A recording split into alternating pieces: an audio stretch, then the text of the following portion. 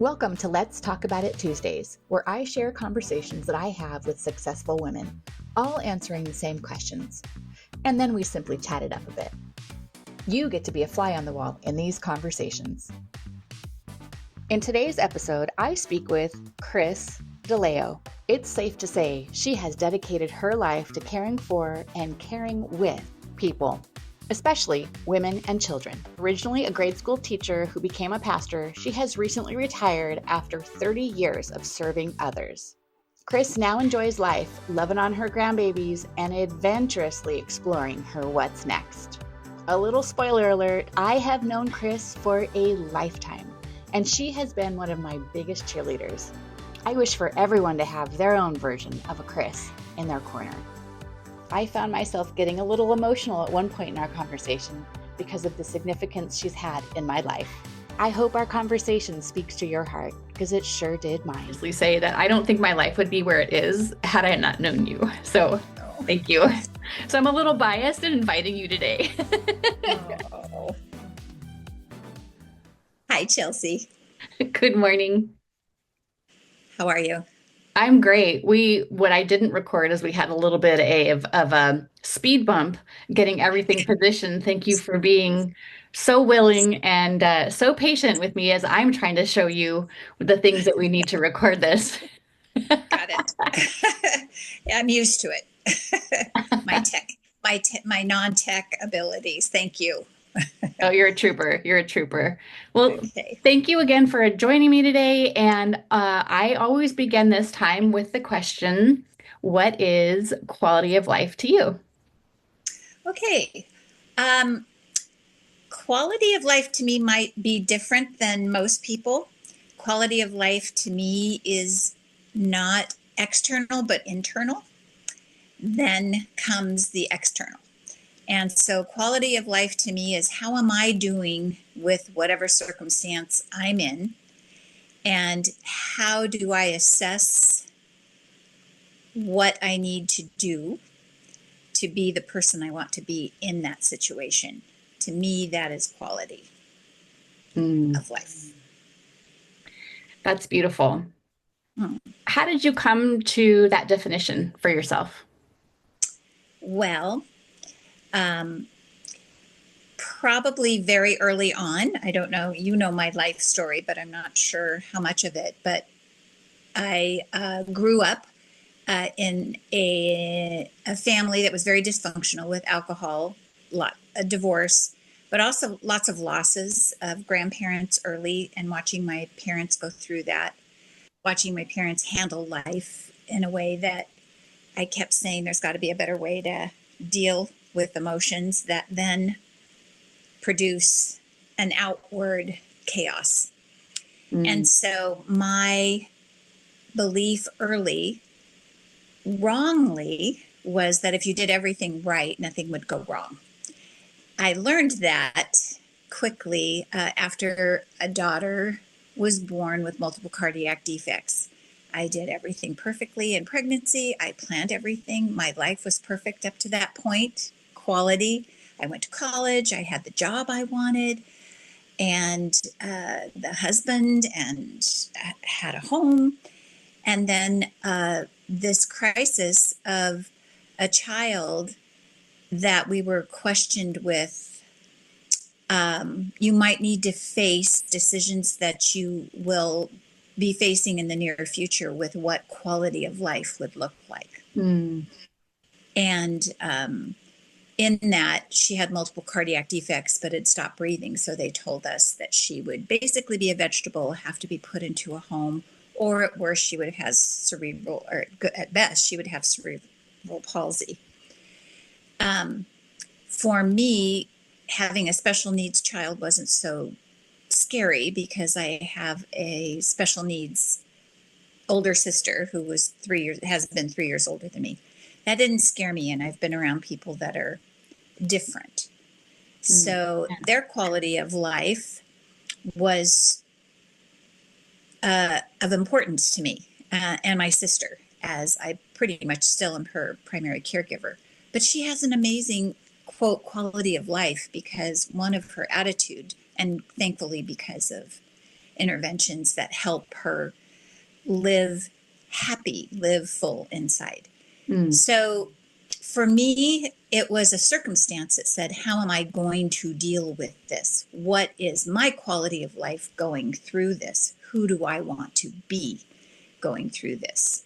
Yeah. And who do I want those around me to be, to come along with me? Yeah. That was so eloquently stated and shared. Thank you for sharing a little bit about your story. Thank you. How would you mind sharing, how have you implemented that? How do you implement quality of life? Sure. My life vocation became after I was an elementary school teacher. Kids to me are wonderful. I implement it, one, by wanting to be childlike. I don't want to assume that I have all the answers and that I am dependent on others. I am dependent on my faith. Therefore, growing in my faith to get through a lot of crises led me into a pastoral position where I did work with children and I did work with women, lots of issues with women and helping them through. And so implementing that quality is having to live it out. There's people that have said, I really want to have that faith and I really want to be like you, but I don't want to go through what you went through. And it's like actually sharing with one another. Sharing is caring. We use that with kids, but sharing and knowing that life isn't perfect. The quality, I've traveled over the world. I've been in third world countries. When we compare an index of quality of life with where we live, is it safe? Are there schools that you're going to live in? The quality of what you want it to look like on the outside. Worldwide, that's going to be, as you know, very different for most people, most cultures. Right. What we value, right, comes out of what we consider quality. And so, so one of the qualities of life, I think, that I cultivate is gratitude, not just because I don't live in a third world country and I live in the United States. Grateful to be alive, grateful for life. And when Emily, our daughter, was born, she actually was like a miracle. She wasn't brain damaged to the point of all of those things. She taught me a lot about our ability to adapt, our ability God has given us to heal, whether it be emotionally or physically or spiritually. So that all cultivates quality to me when we are sharing our life experience, and not only the good but the bad, and the hard. I wouldn't say bad, I would say hard. And I love to just share faith in the fact that I'm not like a quality control manager. You want to there's quality control for this product that you are going to, this idea that you have to make sure it's perfect, right? I'm not in a quality control management position. Well said. But I have been. I was before I realized that there is a God. I can depend on help, and God loves the fact that we have help from other people. And we share with other people, and we grow together, and we need each other, just like a child does need us, right? And what I hear you saying is how one of the ways, or some of the ways, that you've been most successful in implementing quality of life is through your actions, whether it be faith or people that you surround yourself with, or the simple momentary thought of being grateful to be alive. Right? I experience that too. When I get to the point where I am not so much in the hard, but I am in because things are always going to be hard in some way, shape, or form, right? But when I get to the point within the hard where I am so grateful to be alive, then the hard is still there. but there's like a fervency to actually live Mm-hmm. for me. Yeah. Right. So when Mm-hmm. you said that, I actually felt myself like getting emotional and wanting to tear up a little bit because, yes, you're speaking my language. Yeah. One of the things that nobody knows, possibly that's watching this, is that I've known you for a very long time and you've had a very,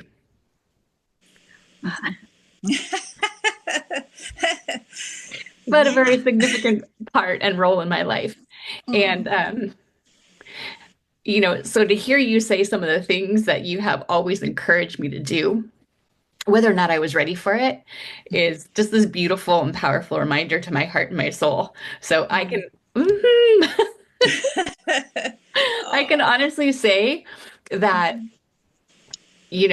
I know things all happen for a reason, and I'm just going to honestly say that I don't think my life would be where it is had I not known you. So Oh. thank you. So I'm a little biased in inviting you today. Oh. So We've thank you. been through life together, We and have. and Yeah, and that definitely. is tear worthy. It's joy worthy. We've celebrated many things, and I think that's quality. I think Yeah, celebrating is a quality of life that isn't just for birthdays or Christmas yeah, or those celebrations. It's celebrating victories of those ahas that come from uh-ohs, right? You're like, aha, oh, okay. That move yeah, us forward, right? yeah, And when we're not just stuck in the muck. yeah, exactly. Mm-hmm. Mm-hmm. Yeah. Do you have any moments that you'd like to share of where you have struggled to live in quality of life? Yeah, it's just people. There's people in our lives that, you know, challenge that peace that we're trying to live through, that Mhm. peace that passes all understanding. That is a quality of life that we take, and there's from time to time things that interrupt that peace, or it could be health. Yeah, I've been through a lot, and so you struggle to say, oh, thanks, this is going to be great, going through cancer or going through heart surgeries. I wasn't born with the genetic lottery. So I've had many things along the way that, I might call rude interruptions into that quality of life that I want. However, I can say that probably through everything that I have been through has brought a greater quality of understanding what other people go through. That's life. We don't do life without people. But they do challenge us in terms of, I want to be that quality control manager. I want you to have this quality, my children, my grandchildren. I want you to get to this place without all the struggles. But that's how we get there. But that's still in me to want to like protect or guide in a way that no one has to go through any issues.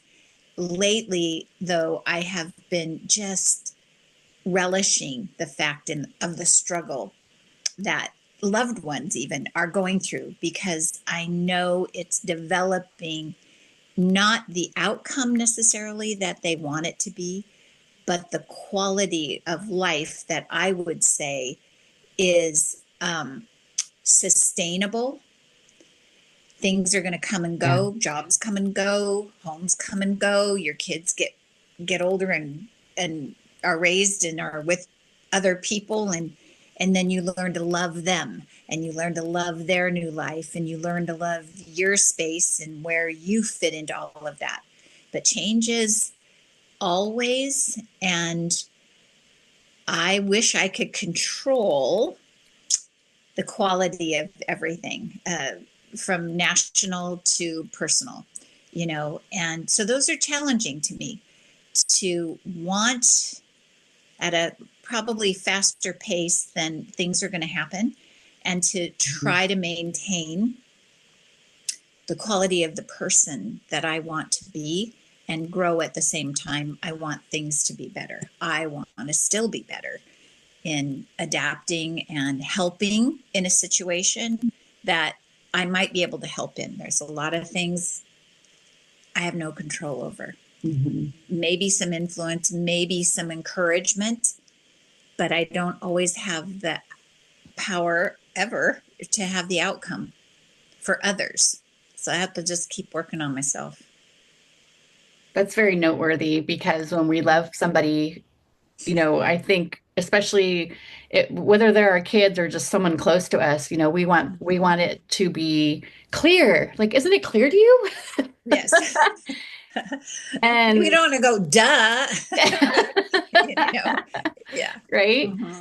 But Mm-hmm. I also see what you're saying about, you know, we have to do these hard journeys to get where we need to go. And I don't, I think sometimes because I didn't want to go through the hard journey, I would just be like, dunk, where's the wand that makes it so that you don't have to go the hard journey, especially in some ways, with my family and my daughter specifically of, I worked really hard so you didn't have the challenges that I would have. And to have that awareness of, oh, and you're going to have your own that maybe not be, the ones that I had, but you're going to have your own Yep. and not let that completely affect me and just find the beauty in that process and the path and the journey for all of us. Mm-hmm. And not take on that guilt of what did I do that was the Yeah. outcome for you? What could I have done better? Should I have Yeah. done this? And I think as you get to a place along the line of surrendering to the fact that this is a good thing for Yeah. them, it was good for us. When we can say those things were good for us, we can look and say those were good for them, because you can look back at outcomes and go, oh, I didn't see why, or I didn't see, and that's where we get to celebrate. Yeah. Wow, the things that came out of it that we didn't expect, we couldn't make, we couldn't create. And as you know, we're all still in process of what's being created in us. We're being completed. We're Mhm. not done. Yes. Quality of our life, in inwardly, we take us wherever we go. We go to the job, we go here, we can't Yeah. escape us. No. And those things we think, if I could just get there, that would make me feel better or be better. No, you got to sit right here and get to that place. And then you take that where you're going, and whatever that takes, and digging into self and digging into, where am I? Where, what's going on here? Right? What's Yes. going on? And just accepting that that's a beautiful thing. Yes. It's a wonderful thing. It's a vehicle, but you can't get on the bus until you open the door, Yeah. and then you can move out. But you still haven't opened the door to who you are Mm-hmm. sometimes, and you're just still, like you said, nope, just done. I'm gonna just close that door. I don't want to go in there. And sometimes it's the right time. Sometimes you can't overload with pain, and give it some time, but don't avoid that Yes. time. Yeah. Time to time, do take a Yeah. break, because Yes, it's you can not get off all the bad. bus and rest for a second. That's You right. know, Rest is good. Yeah, and the women that I love working with are the women that are ready to jump on that bus because they see I'm really trying to cultivate a quality of life or that's my phrase, right? And it's Mm-hmm. different for all of us. But I'm really Mm-hmm. trying to get where I need to go, and it's whether it's I need to just make sure I'm taking care of myself better, you know, Mm-hmm. that you're right, you gotta want to get on the bus because the reason that we're not doing these really basic simple things is because of all of that you just mentioned, which is the Mm-hmm. awareness, the willing to look a little bit deeper, the willing to Mm-hmm. figure out why am I not doing something as simple as spending 20 minutes in the morning to do the thing that I want to do, that I want to do for me, that I know that's really Mm-hmm. important. Mm-hmm. Really And important. you Mm-hmm. know it's don't tell anybody, but there's something else going on Yeah, behind yeah, the and scenes and under the scenes. you don't even want to tell yourself, but it's okay. That's what I'm saying. It's Yeah, so okay to get there, because it's kind of a stumbling block.